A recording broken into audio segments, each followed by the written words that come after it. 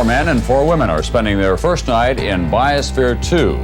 In 1991, 8 researchers were sealed inside a futuristic glass complex near Oracle, Arizona, to spend 2 years living in a self-sustaining habitat. We hope by building Biosphere 2 that we build the first prototype for a total life system that you'd be able to take to another planet. Tonight we put a fascinating look into our future. The developers hailed the experiment as a prototype for colonizing space, and it became a media sensation. But not everything was what it seemed. The people running Biosphere 2 refused to give our NBC cameras access to their property. Do you have something to hide about the past? Before long, the project was haunted by a single question. It looks like something out of science fiction. Tell me that you'll open your eyes.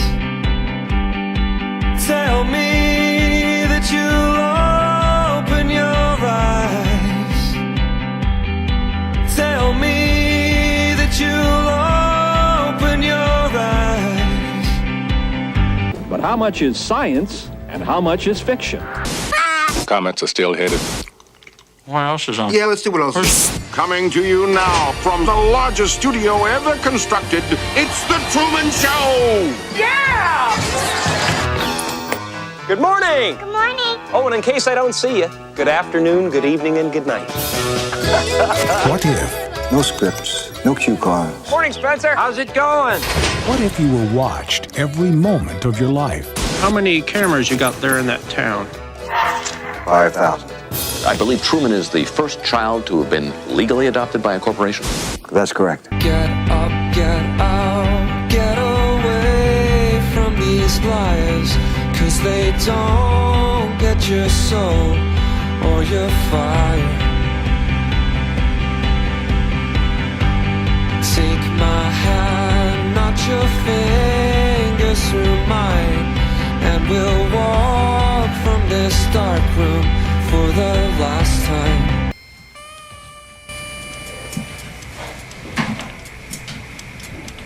Hey, Max. Lenny Meyer. Sorry, put it out. So, what do you do?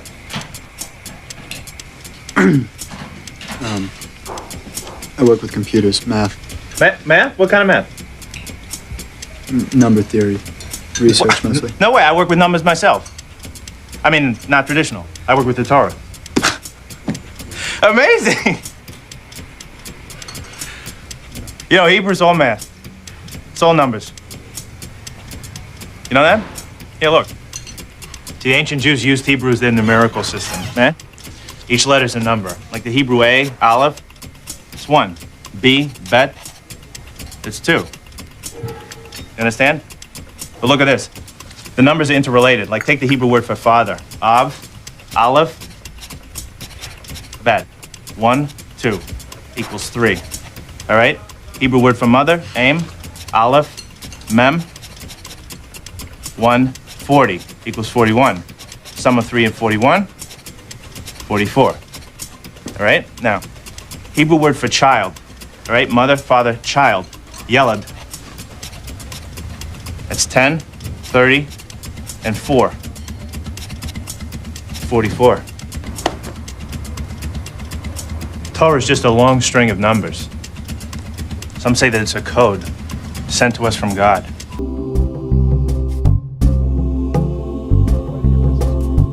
My name is Matt Adamson, and I'm the program manager for education and outreach. So what that means for me predominantly is hiring and training our tour guides, and we call them interpretive specialists. These are the people that give public daily tours of Biosphere 2. I oversee our social media. I am responsible for teacher professional development and training here, predominantly during the summertime.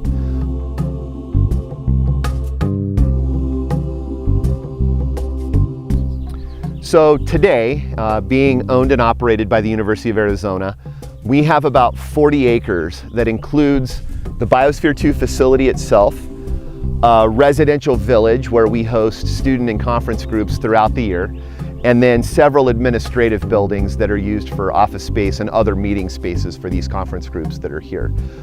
Within the Biosphere 2 facility itself, we have a variety of wilderness biomes, so this would include things like the tropical rainforest, the tropical ocean, a savanna, a thorn scrub, a mangrove marsh, and a coastal fog desert. We would call those the wilderness biomes. Those, of course, are what visitors want to see when they're here. We also have some exhibit spaces that show what it was like when people were living inside. So an original residence or quarters, one of the apartments, some lab spaces, and then quite a few exhibits for people to see when they're visiting. And then where the farm space was, so when people were living inside, they had a farm area. U of A, we have radically overhauled that space to contain our institutional research project or experiment, which is called the Landscape Evolution Observatory. For roughly 10 years, starting in the spring and summer of 2016, we'll use the Landscape Evolution Observatory to study the movement of water over complex landscapes. So in my opinion, there are two cool things about Biosphere 2. One is physical and one is philosophical. The physically cool thing is the ocean. You know, we have a 600,000 gallon saltwater ocean in the heart of the Sonoran Desert. So we've got the highest ocean in the world, 4,000 feet above sea level. It's pretty cool as far as the physical structure goes. Philosophically, what I like about Biosphere 2 is that it's an inspirational setting. So whether you have teachers coming here for training in the summertime, K-12 students coming here for a field trip with their classroom, this is a dramatic expression of imagination. That's kind of interesting. Yeah, that's just kid stuff. Check this out, okay? The word for the Garden of Eden, Kedem. Numerical translation, 144. Now the value of tree of knowledge, all right, in the garden, right? Eitz HaChaim, 233. 144, 233. And you can take those numbers. So you know, like the Fibonacci sequence? Fibonacci Fibonacci's an Italian mathematician in the 13th century. If you divide 144 into 233, the result approaches theta. Theta? Theta. The Greek symbol for golden ratio, golden spiral. Wow. I never saw that before. By the end of the 2-year mission, the Biospherians, in the words of Jane Poynter, had suffocated, starved, and gone mad. The group split into factions, disagreed over scientific goals, and barely spoke to one another. Well, we did it. We sealed the bad out and the good in. Take a second and look around you. Go ahead. We have everything we've always wanted. We'll want for nothing. Excuse me. I really love it here. Thank you. We have all these beautiful avocados from Mexico, but where are the chips? I'm sorry? The chips. The chips are outside. Why are they outside? The chips are outside!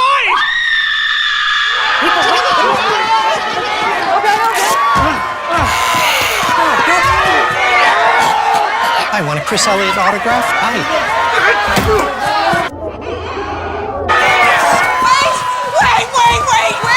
Please, avocados taste great on lots of things. See? Avocado toast. We can still make this work. Yes.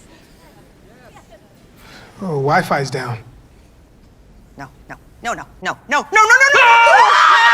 Avocados from Mexico.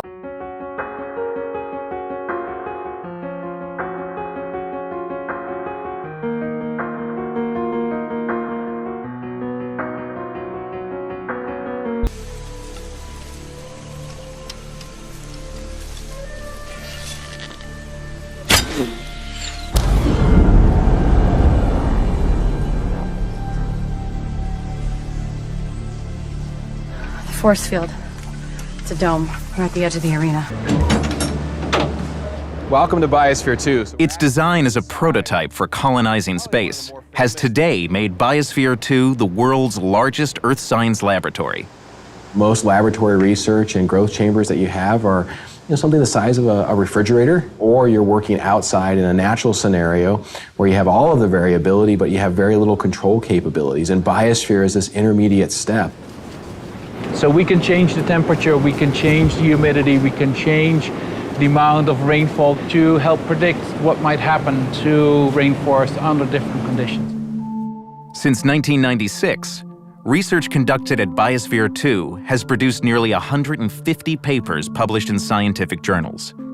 In the late 1990s, researchers from Columbia University used the Biosphere 2 ocean to make the first links between rising carbon dioxide levels, ocean acidification, and reduced coral growth. Now, one thing I really want your generation to embrace is that the Earth is a closed system. We cannot leave the Earth. There's no place to go. And they have it up downstairs. I think they missed some of that beginning. We're basically translating light that we can't see into light that we can see by applying color like red, green, and blue to the different filters that we have from Webb. And the reason we want to color the images is because there's actually more that you can get, more information that you can get from the image if you see it in color. So it's a matter of picking and choosing filters and colors that enhance the details and the structure in the image itself. NASA's Rob Simon made this, and it had wide appeal too. For example, it ended up as the default background on the iPhone. I didn't even know until I bought an iPhone and turned it on and kind of did a little happy dance. Simon's job is... It's primarily taking data and making pictures out of it. That's what this is, a composite of data sets from several different instruments translated into a picture. The shortest wavelengths of infrared light and assign those blue colors, and then move our way down to green and red as we go to longer and longer wavelengths. And then we additively combine those together to get our full color image. To us, the really cool thing was the data set. Up until that point, there was no realistic color map of the globe anywhere. So the land layer here comes from the Moderate Resolution Imaging Spectroradiometer aboard Terra. And the tricky part here was the weather. So we actually had to take clouds out. They stashed the clouds for later, went onto the ocean. That came from an instrument that measures phytoplankton in the sea. Where it was low, I colored it dark blue because they're low mostly in mid-oceans. And then where it's a little bit higher, it was like a little bit brighter green. Then add the clouds back in.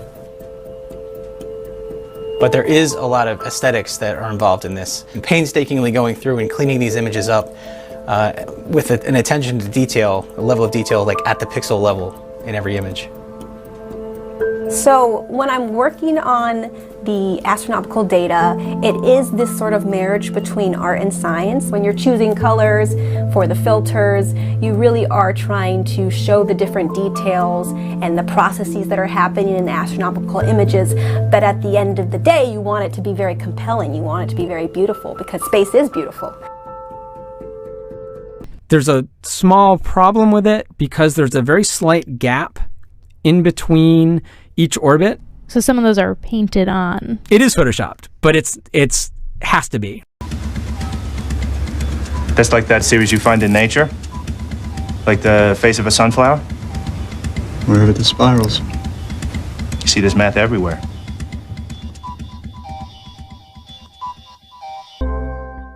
A couple of years ago, I was asked to do a Bible study group. I'm thinking Catholics don't do Bible studies, you know. And to do a Bible study group in Houston. I'm going, Catholics definitely don't do Bible studies in Texas. To do a Bible study group in Houston with a bunch of astronauts. Astronauts, oh, I could do that, yeah. So I wound up at a dinner evening of about 12 couples, all of them astronauts and spouses. One of the guys, half of them were Catholic as it turns out, so much for Catholics not doing Bible studies. One of the guys came up to me and said, you know, I just want to let you know, I believe in the absolute truth that creation was made in the 6 days just as described in the book of Genesis. And that's my religion. I just want to let you know that ahead of time. And I'm thinking, you know, have you actually read Genesis? Where it says the world is flat and it's covered with a dome and there's water above and below the dome, you know. Where does the shuttle go? How come you don't get wet? But then he told me a little bit more. He said, you know, before he was an astronaut, he was a test pilot. Test pilots, you don't want to have the habit of creatively reinterpreting their written instructions. And that's true of computer programmers, and that's true of engineers in general. These are people whose world depends on them literally interpreting the material that they've been given. And so to them, the Bible is just another owner's manual, because that's the way they view the world. Whereas in the ancient world, you know, what are the oldest books we have? The Iliad, the Odyssey, they're poems. They're books of poetry. And the world was interpreted in terms of metaphor and simile. And of course, the crazy thing is, science itself is metaphor and simile. Say you're in math class and your teacher's talking about, well, who knows what your teacher's talking about. Probably a good time to start doodling, and you're feeling spirally today, so yeah. Oh, and because of overcrowding in your school, your math class is taking place in greenhouse number 3, plants. Anyway, you've decided there's 3 basic types of spirals. There's the kind where as you spiral out you keep the same distance, or you could start big but make it tighter and tighter as you go around, in which case the spiral ends. Or you could start tight but make the spiral bigger as you go out. The first kind is good if you really want to fill up a page with lines, or if you want to draw curled up snakes. You can start with a wonky shape to spiral around, but you've noticed that as you spiral out it gets rounder and rounder. Probably something to do with how the ratio between 2 different numbers approaches one as you repeatedly add the same number to both, but you can bring the wonk back by exaggerating the bumps and it gets all optical illusion-y. Anyway, you're not sure what the second kind of spiral is good for, but I guess it's a good way to draw snuggled up slug cats, which are a species you've invented just to keep this kind of spiral from feeling useless. This third spiral, however, is good for all sorts of things. You could draw a snail or a nautilus shell, an elephant with a curled up trunk, the horns of a sheep, a fern frond, a cochlea, and an inner ear diagram, an ear itself. Those other spirals can't help but be jealous of this clearly superior kind of spiral. Better draw more slug cats. Here's one way to draw a really perfect spiral. Start with one square and draw another next to it that is the same height. Make the next square fit next to both together, that is, each side is length 2. The next square has length 3. The entire outside shape will always be a rectangle. Keep spiraling around, adding bigger and bigger squares. This one has side length 1, 2, 3, 4, 5, 6, 7, 8, 9, 10, 11, 12, 13, and now 21. Once you do that, you can add a curve going through each square, arcing from one corner to the opposite corner. Resist the urge to zip quickly across the diagonal if you want a nice smooth spiral. Have you ever looked at the spirally pattern on a pine cone and thought, hey, sure are spirals on this pine cone? I don't know why there's pine cones in your greenhouse. Maybe the greenhouse is in a forest. Anyway, there's spirals, and there's not just one either. There's 1, 2, 3, 4, 5, 6, 7, 8 going this way, or you could look at the spirals going the other way, and there's 1, 2, 3, 4, 5, 6, 7, 8, 9, 10, 11, 12, 13. Look familiar? 8 and 13 are both numbers in the Fibonacci series. That's the one where you start by adding 1 and 1 to get 2, then 1 and 2 to get 3, 2 and 3 to get 5, 3 plus 5 is 8, 5 plus 8 is 13, and so on. Newton's equation for the fall of a rock due to the laws of gravity is a poem. It says the path of this falling rock is like the solution to this equation. It's not that they're the same thing. And you know, the sad thing of that statement about evolution being proved, evolution is not going to be proved. Nothing in science is ever proved.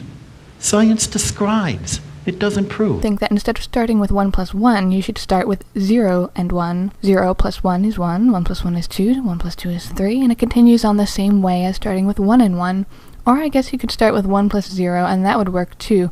Or why not go back one more to -1, and so on. Anyway, if you're into the Fibonacci series, you probably have a bunch memorized. I mean, you've gotta know 1, 1, 2, 3, 5. Finish off the single digits with 8, and ooh, 13, how spooky. And once you're memorizing double digits, you might as well know 21, 34, 55, 89, so that whenever someone turns a Fibonacci number, you can say, happy Fib birthday. And then, isn't it interesting that 144, 233, 377, but 610 breaks that pattern, so you'd better know that one too. And oh my goodness, 987 is a neat number, and well, you see how these things get out of hand. Anyway, 'tis the season for decorative scented pine cones, and if you're putting glitter glue spirals on your pine cones, during math class, you might notice that the number of spirals are 5 and 8, or 3 and 5, or 3 and 5 again, 5 and 8. This one was 8 and 13, and one Fibonacci pine cone is one thing, but all of them? What is up with that? Science describes. It doesn't prove. I've got 2 really thick books on my shelf back in Castor Gandolfo. One of them is a Bible, and the other is a book by Misner, Thorne, and Wheeler called Gravitation. And this is about that thick, and it's all about Einstein's general theory of relativity. The Bible's 3,000 years old. The Gravitation book is 25 years old. The Gravitation book is out of date. It's obsolete. What is gravity? You have no idea. Okay, next question. I don't know.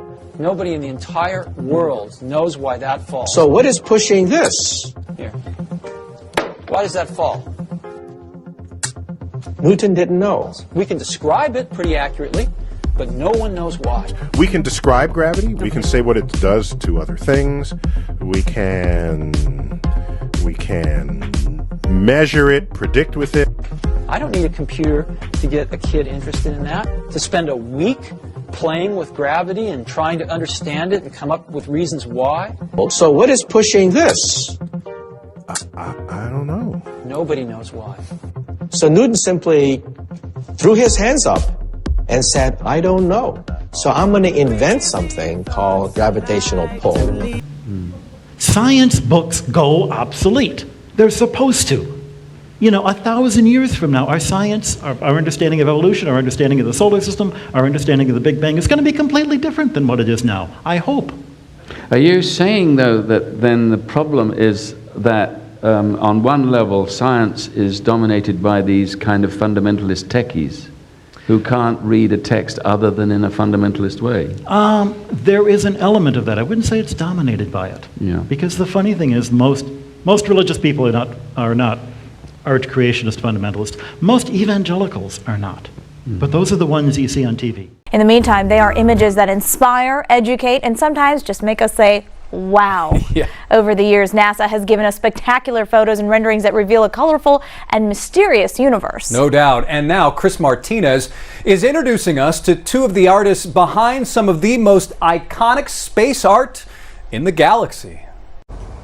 In a small, bright office, working side by side. Let's see. Robert Hurt and Tim Pyle bring the universe to life. What we're doing does have real science underlying it. Robert is an astrophysicist turned artist. Tim, once a Hollywood animator, is now a planet illustrator. Together, they produce some of NASA's most popular images, from renderings of how planets light years away could look, to actual photos of stars and galaxies captured by NASA's powerful telescopes. And this is sort of how it comes to me. And then Many of those images have a dark, grainy start, but color and light reveal an astonishing glimpse of how the deepest regions of space might appear to the human eye. What I'm trying to do is show people sort of the broader colors that the universe has to offer. It's a delicate blend of imagination and data. The artists meet with NASA scientists over many drafts to ensure a planet or galaxy's look lines up with the research to make each one as accurate as possible.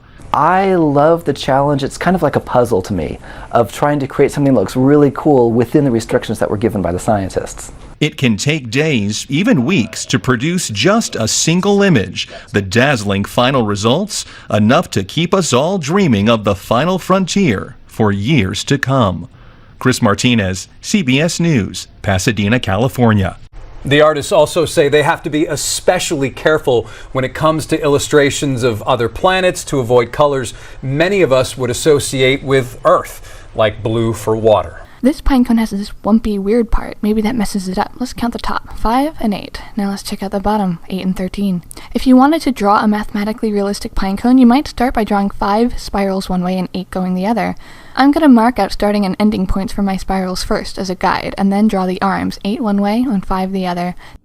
There's a conspiracy to hide this information that DNA is a Fibonacci, is an exemplification of a ratio sequence called the golden ratio, the ratio that proves the existence of intelligent design, or the reality of intelligent design of the cosmos. I mean, if you go to the golden ratio site for Wikipedia 2 on the same theme, they don't mention any of this stuff in nature that we're going to talk about here, that we talked about on the show 2 days ago, and that we're talking about here. They talk about how it's found in architecture and math and all this kind of stuff. They don't discuss it how it's found in the measurements of the human arm. Why not? It's just, I mean, well, I think I'm making, that's the point here. I think that just made sense to me, thinking this through as I say it to you. It has to be a conspiracy. How could all of this be overlooked, and how could Wikipedia leave it out? It can't be. There has to be somehow that big money has pushed their influence somehow, and they've had a drive to keep this covered up or something. These can't all be coincidences, and since they're doing that with everything else, it has to be the case that there's some movement to keep this stifled. I mean, why isn't? And here's another piece to add to this. Why isn't this in our education system? We learn all this junk geometry, pea-brain stuff when you take geometry in high school, and they don't teach you about any of this, the golden ratio everywhere in nature. I went through elementary school, high school, college, undergrad degree in college, master's degree, and halfway through PhD, and never was any of this mentioned. and we know who controls the universities, the big money behind it, all the way up to the Illuminati Nephilim controllers. So this can't be. This is planned, okay? And you just wonder. It's got to. I mean, I'm almost concluding here in my mind this Davidson College site showing up #1 in Google all the time and first page, and Wikipedia having these strange measurements which don't correlate with all kinds of these examples from academic sites I'm finding. I'm putting them all, pictures of the screenshots in the newsletter. It's got to be a conspiracy. I mean, we could keep going compiling the evidence; it would just all lead to it. So, and if we could keep compiling evidence of it being a conspiracy, I mean, everything points towards it. I'm just throwing ideas off the top of my head. These strange sites show up at the top. Wikipedia is wrong. It's covered up completely in the best-selling books about the golden ratio, which come from wealthy university professors. It's the universities and education, government-controlled education system absolutely covers it up. You see how, I mean, everything's falling in the same direction. You know, so when everything, all these conclusions point to the same direction, that it's covered up and hidden.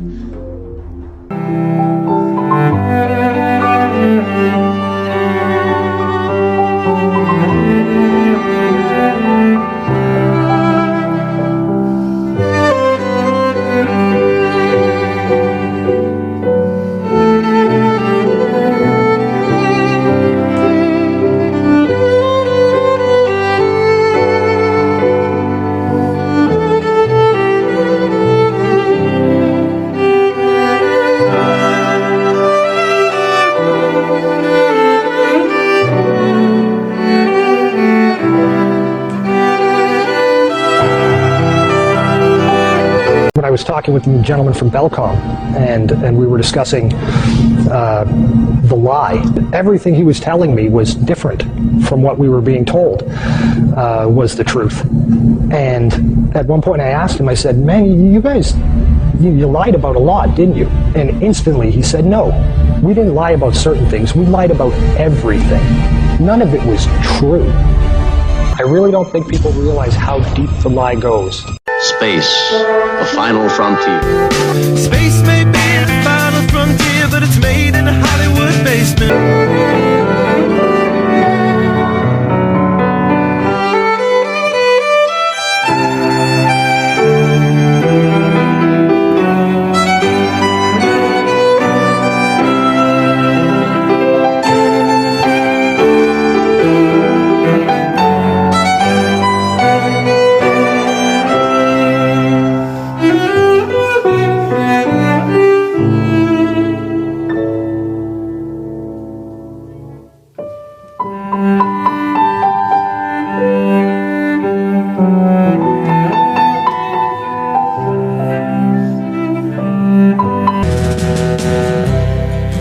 Control to Major Tom. Take your protein pills and put your helmet on. 10. Ground control to Major Tom. 8, 7, 6. Commencing countdown, engines on. 7, 6, 5. Check ignition, and may God's love be with you.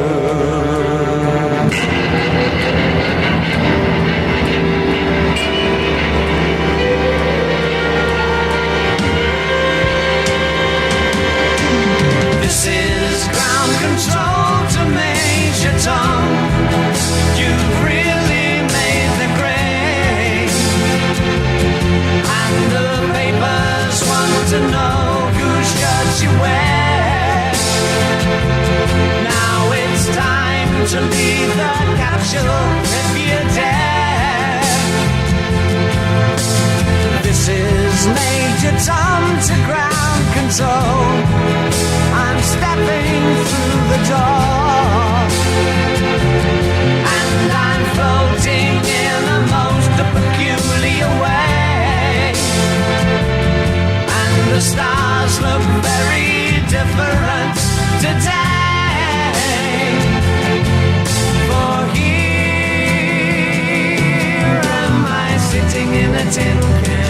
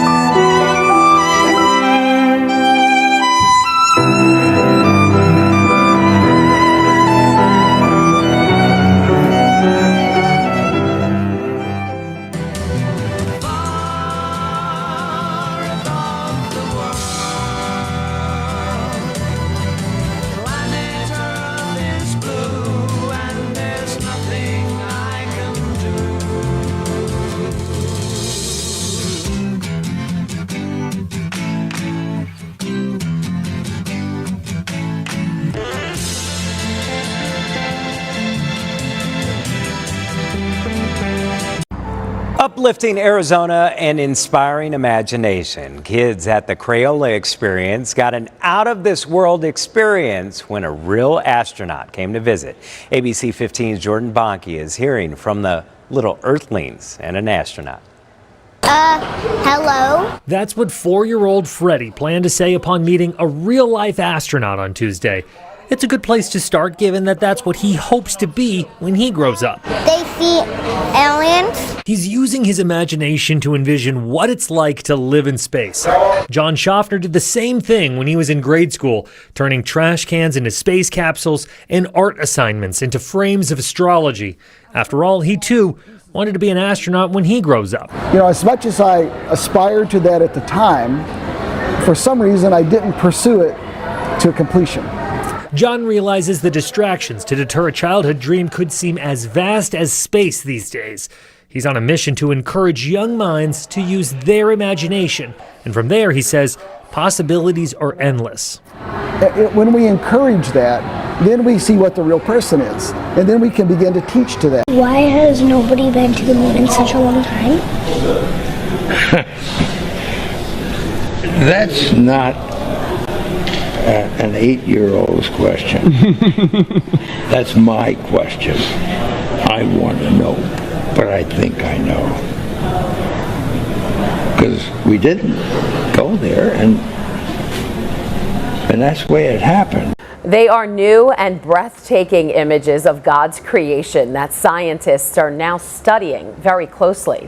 Last week, the world was amazed as NASA's James Webb Space Telescope revealed the sharpest and deepest infrared picture of the distant universe so far. Brother Guy Consolmagno, the director of the Vatican Observatory, knows many of the scientists who built that telescope. He joins us now from Rome. And Brother Guy, thanks for being here. It's a delight to be here and share this stuff. Absolutely. So this telescope has been called our golden eye in the sky. What does it reveal about the expansiveness of the galaxies, and how much more is there to discover? Well, it's got a bigger mirror than Hubble did, and it's looking in wavelengths that Hubble wasn't able to see before. In particular, with the infrared, you can see through dust, you can see farther back in time, and so it's already discovered galaxies older, closer to the Big Bang than even Hubble was able to see.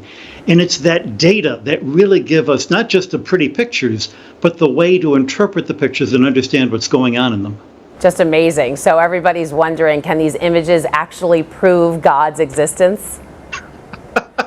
Of course not. God is not something you prove.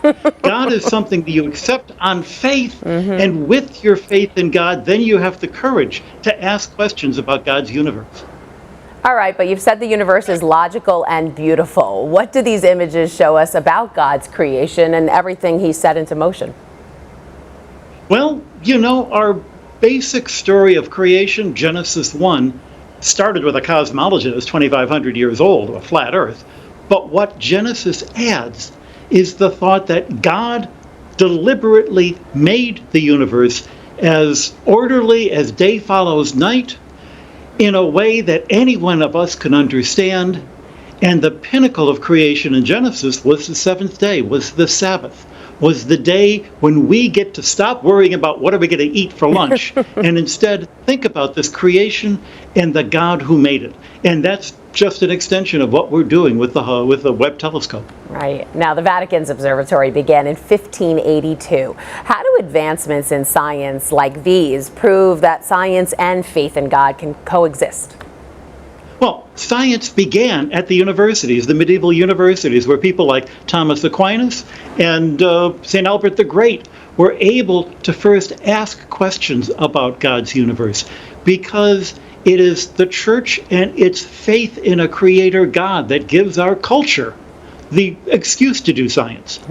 What's more, you'll find that all through the history of science, the great scientists have generally been people of deep faith. The Big Bang that we're illustrating with the Webb telescope was devised by a diocesan priest, Georges Lemaitre from Belgium. And the idea that you have to somehow be an atheist to be doing science, that's a lie.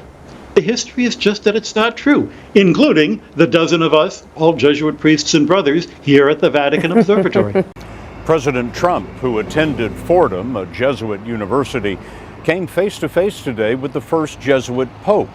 The rest is history, witnessed by Major Garrett. President Trump spent 30 minutes with Pope Francis at the Vatican and introduced him to First Lady Melania and daughter Ivanka.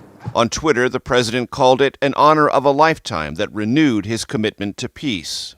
He is something. He is really great. We had a fantastic meeting and we had a fantastic tour. It was really beautiful. Today we witnessed a return to Biosphere 2 more than 30 years after the first space simulation experiment at that facility. Now the 4-person crew was sealed in an airtight pressurized enclosure. News for Tucson has been there all day covering this new mission to create conditions humans might encounter on the moon and Mars. Our Lupita Murillo is live and has the latest from Biosphere 2. Lupita.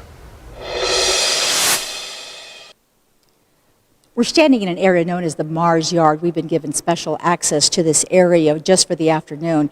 And the Mars Yard is located right next to SAM, where the crew is sealed in. SAM stands for Space Analog for the Moon and Mars. It's called the Mars Yard because the sandbox that you're seeing here simulates the terrain on Mars. Spacesuits, tools, and rovers need to be tested here before they go to a faraway planet. These 4 crew members will be calling the Space Analog for Moon and Mars, also known as SAM, home for the next 6 days. There are 3 women and 1 man sharing living quarters. It's all compact, complete with kitchen, a greenhouse, and a workshop. They're going to be testing ideas, concepts, running experiments to help better inform us when we want to become an interplanetary species. We want to go back to the moon and Mars, but what is it going to take? That's what Dr. Iman Jahanger and the crew hope to answer. This is a historic mission. I mean, there's not many opportunities to be staying in this facility, staying in the only hermetically sealed and pressurized facility in the world, and to be able to do it with this crew where we're working on accessibility. Kai Stotz is the director of research. He designed the test site, raised the funds, and led the team to build it. Before we go to live on the moon or Mars, we have to learn first how to live inside these confined spaces with both our technology and plants in order to survive long-duration missions on other planets. Brilliant. What if everyone you knew was pretending? Hi, honey. Look what I got at the checkout. Dishwasher safe. That's amazing. What if your world was make-believe? Cue the sun. While the world he inhabits is counterfeit. I'm not allowed to talk to you. That's how I look. Not your type. There's nothing fake about Truman himself. What if you didn't know it? Until now. A lot of strange things have been happening. Stand by ring cam. Is he looking at us? Does he think he knows? I think I'm mixed up in something. Something big. We accept the reality with which we're presented. You know, I was thinking about this. It was 50 years ago when I was a student at MIT, first beginning to study planetary sciences. And if I had known then how much we'd learn in 50 years, I would have been amazed. Yeah. I only wish I could be around for the next 50 years. I think even with the web, we'll be able to measure the chemistry of atmospheres around planets, around other stars, and maybe even find evidence that there's life on them, though I don't think we'll be able to talk to that life, but we'll know it's there. If it's there, that'll be exciting. We'll be able to test our ideas about how the universe was made, because we can see back to practically the very beginning of the universe. And every time we've done that, we've not only learned that what we had thought was right, but that there's more going on than we even ever could have thought. So that's why we're doing it, because we don't know what we're going to find out. Absolutely fascinating. Director of the Vatican Observatory, Brother Guy Consolmagno, thanks so much for joining us. Everybody's pretending, Truman. Get out of here. Come and find me. Truman? Truman! Anything happen? No. Mm-hmm. You may find yourself in another part of the world. Feels like the whole world revolves around me. Everybody seems to be in on it. I'm going away for a while. You may tell yourself, this is not my beautiful wife. You may ask yourself, how did I get here? I'm not in on it, Truman, because the last thing that I would ever do is lie to you. Fade up music. That's our hero shot. He's gone. Okay? Yes! Want to do it again? No! Find him. Truman, where are you going? You can do it. How do we stop him? Give me some light. Is that the best you can do? Cut transmission! I like your pen. There's was wondering that myself. Jim Carrey. The Truman Show. Watch what happens. Oh, how amazed were you to see your roadster up there with Starman just cruising along with the Blue Planet, and how long will we be getting live views, do you think, from the car? Well, I think it looks so ridiculous and impossible. And you can tell it's real because it looks so fake, honestly. Yeah, I think it's important to have a future that is inspiring and appealing. I mean, I just think that there have to be reasons that you get up in the morning and you want to live. Like, why do you want to live? What's the point? What inspires you? What do you love about the future? And if we're not out there, if the future does not include being out there among the stars and being a multi-planet species, I find that it's incredibly depressing if that's not the future that we're going to have. These stars, the hosts of heaven, God's creation, the ones, each star has its name, as it says in the scripture. God says, I have named them all. These are the eyes. These are the eyes on the wheels. Our stars.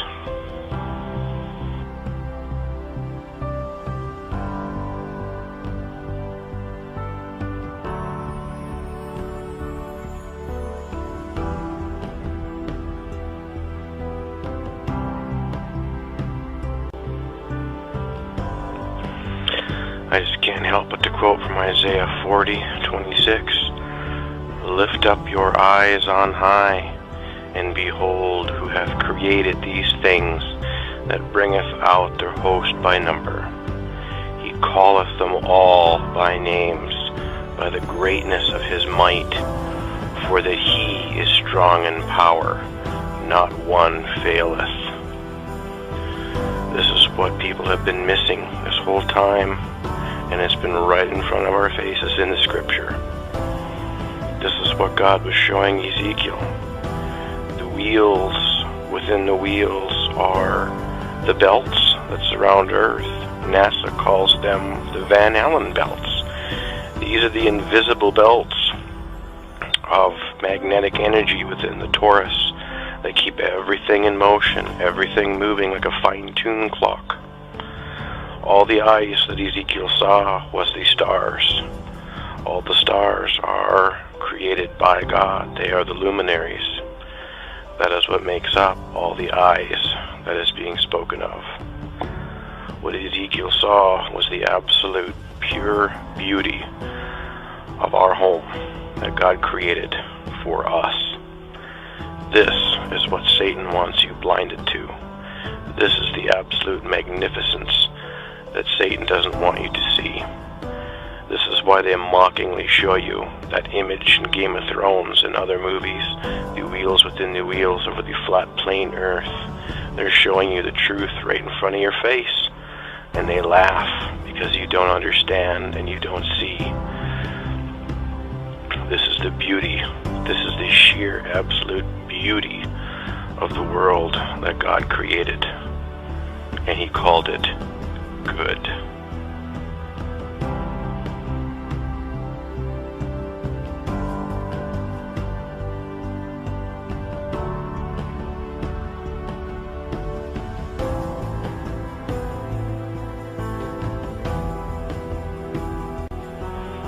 Now that you have eyes to see and ears to hear, now let me tell you this. These wheels that we see, these bands that move like a clock, this is how the sun and the moon do what they do. This explains their movements. It's all about magnetic energy. It's all about the magnetic fields. This is how they're frictionless and how they move in perfect unison. And just as it states in the book of Enoch, through the movement of these wheels, we see how the sun and moon will go through their vaults and rise and return in different areas. This is what the globe has blinded people to. The absolute truth of what God said all along. It has been here the whole time in the scriptures.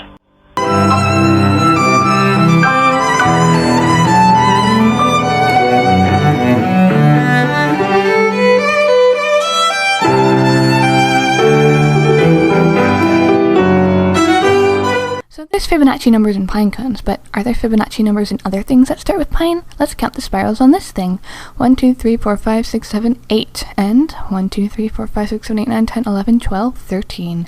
The leaves are hard to keep track of, but they're in spirals too, of Fibonacci numbers. What if we looked at these really tight spirals going almost straight up?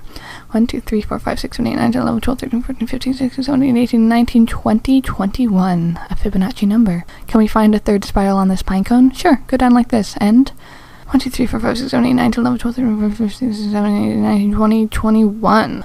But that's only a couple examples. How about this thing I found on the side of the road? I don't know what it is. It probably starts with pine, though. 5 and 8. Let's see how far the conspiracy goes. What else has spirals in it? This artichoke has 5 and 8. So does this artichoke-looking flower thing. And this cactus fruit does too. Here's an orange cauliflower with 5 and 8, and a green one with 5 and 8. I mean, 5 and 8. It's actually 5 and 8.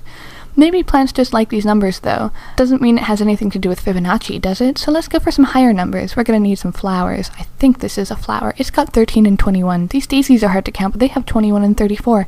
Now let's bring in the big guns. 1, 2, 3, 4, 5, 6, 7, 8, 9, 10, 11, 12, 13, 14, 15, 16, 17, 18, 19, 20, 21, 22, 23, 24, 25, 26, 27, 28, 29, 30, 31, 32, 33, 34, and 1, 2, 3, 4, 5, 6, 7, 8, 9, 10, 11, 17, 20, 24, 42, 53, 54, 55. I promise this is a random flower and I didn't pick it out specially to trick you into thinking there's Fibonacci numbers and things, but you should really count for yourself next time you see something spirally. Instead, we choose to listen to NASA. Instead, we choose to listen to the idiot box. Instead, we choose to listen to scientists, and we heap amongst ourselves teachers that teach us absolute lies to keep us in the dark, when God's been saying the whole time, just look up at what surrounds you. I made this for you. That's all God wanted to say. Just take a look. I'm here. I am right above you.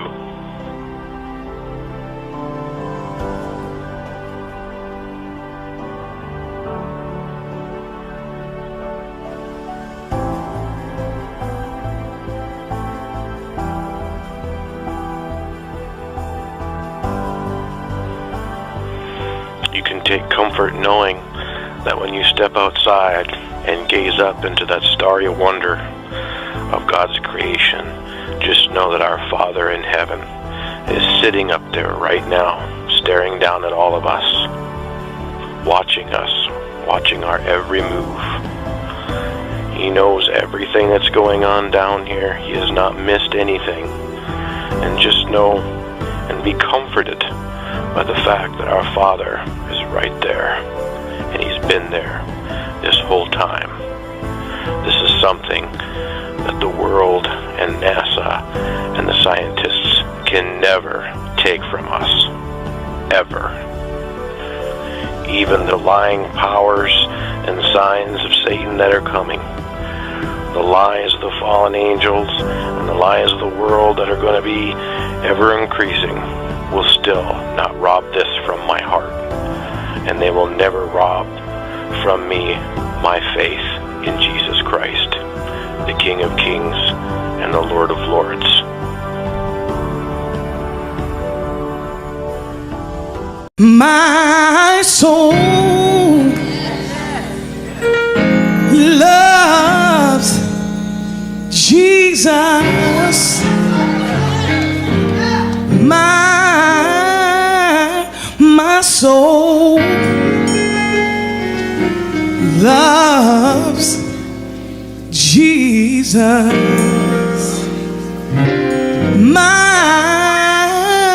My soul loves Jesus. Bless His name.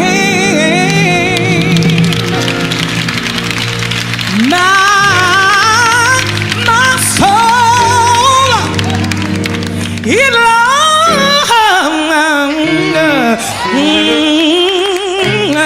Jesus. Oh, yes it does. Oh, yes it does. Oh, yeah.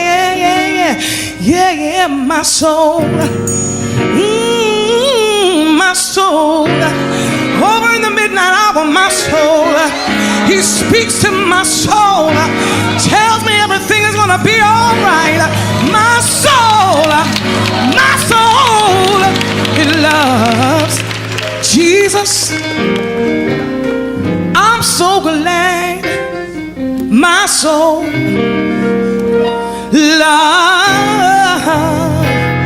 loves Jesus.